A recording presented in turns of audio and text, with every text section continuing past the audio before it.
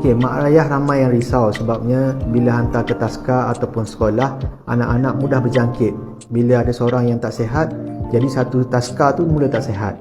So ada yang batuk, sesama, demam. Jadi antara tips yang saya cadangkan adalah pertama, pastikan jaga kebersihan. Sentiasa guna hand sanitizer ataupun bersihkan tangan guna sabun.